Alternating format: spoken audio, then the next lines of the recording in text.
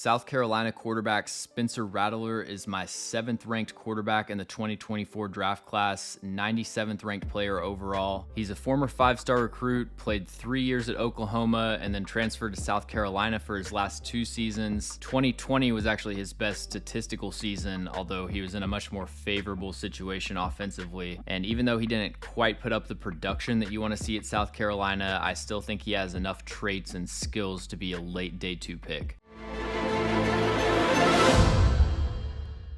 As someone with limited cooking skills, I've always struggled to find healthy meals that taste good and don't take a long time to prepare, but Factor helps me avoid takeout and ordering in with delicious and nutritious, no-nonsense food that's ready quickly. Their meals come pre-prepared, ready to eat in 2 minutes, which is perfect for busy lifestyles. And if you want to try this out, head to factor75.com or click the link below and use code ATOZFilm50 and get 50% off your first Factor box and free wellness shots for life. 2 free wellness shots from 3 available flavors for every order while you're an active subscriber. So the first thing that stands out watching Spencer Rattler play is he is a natural thrower of the football. It doesn't surprise me that he showed up to these Elite 11 camps and looked like one of the best quarterbacks on the field, earned that 5-star rating. He has a concise, repeatable throwing motion, quick release. When he's throwing from planted footwork, every pass looks pretty much the same, and that results in some of the best accuracy and ball placement in this class. He was 3rd in the FBS in on-target rate, 1st in this quarterback class. You can point out specific throws that he missed. The pick 6 that he threw against Tennessee is one example of that, although you could make the argument that it was a miscommunication with his receiver. You know, there's a handful of throws that he's missed, but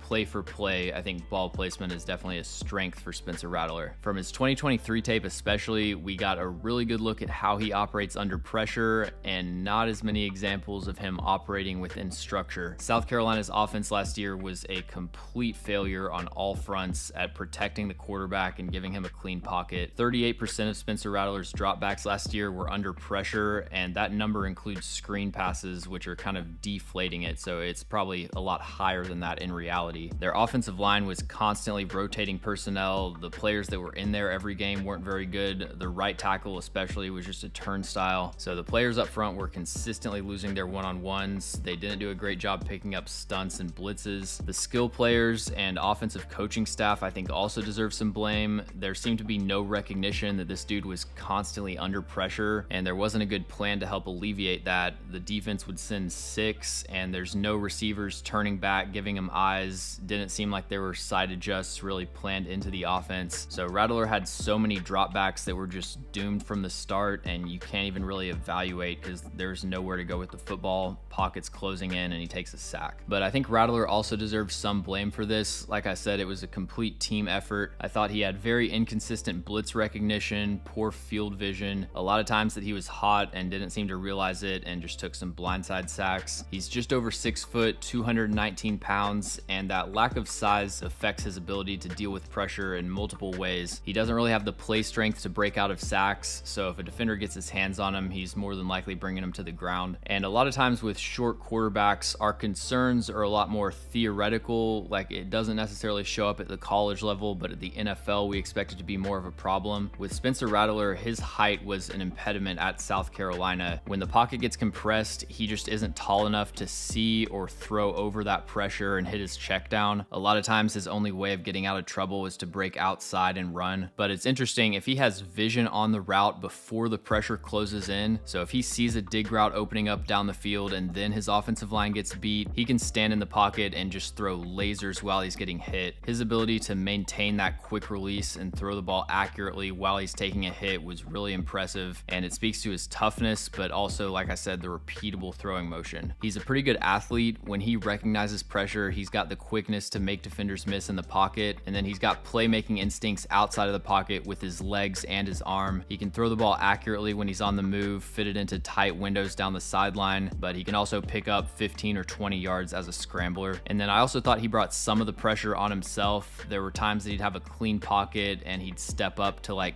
2 yards behind the line of scrimmage and hover. At that point, the edge rushers can just come off of their rush, collapse in on him, get a sack. So we got a relatively big sample size of how Spencer Rattler deals with pressure. Not all of it was his fault, but I still think he showed some concerning habits and tendencies that makes me more concerned with his NFL projection. When he was given the chance to play within structure, I thought his tape was a lot more impressive. He doesn't put elite zip on the ball, but I think he throws with enough velocity to attack tight windows, and again, the quick release helps him in that area. He's a very good processor. He's able to make full field reads when he's given protection. He does a good job synchronizing his eyes and his feet, so his feet are always pointed to where he's throwing the ball. If he was given an offensive line like Jaden Daniels had at LSU or Michael Penix, I think he'd be able to get through his reads and throw over the middle of the field efficiently. I thought he had very spotty decision making, and this has kind of been an issue for most of his career. He seemed to make a lot of turnover-worthy throws against man coverage, which usually you see those kind of passes against zone, but he did a poor job of judging the defensive back's leverage, especially on in-breaking routes. A lot of times he threw it like he thought Xavier Legette was about to get open, but the DB was breaking on the ball, undercuts it for an interception or a pass breakup. And I think on those in-breaking routes, even though the ball placement was good, there weren't a lot of terrible misses. He could do a much better job of leading his receivers more to the inside and protecting the football. And then I don't think Spencer Rattler has a great arm. I would describe his arm strength as average to slightly below average. He really struggles to outthrow deep coverage. A lot of times the ball's dying on him in the air and he's forcing his receiver to work back to the football for a contested catch. If he had better arm strength, I'd feel okay with him in the 3rd round, but seeing the ball die on him so consistently, that has him as a 4th round grade for me. Thanks for watching. If you enjoy the video, make sure to like and subscribe. Also, let me know in the comments any NFL draft prospects that you'd like me to cover. And if you want to see my full draft board as an interactive filterable table, I've got that up at A to Z sports.com. The link to that is in the description.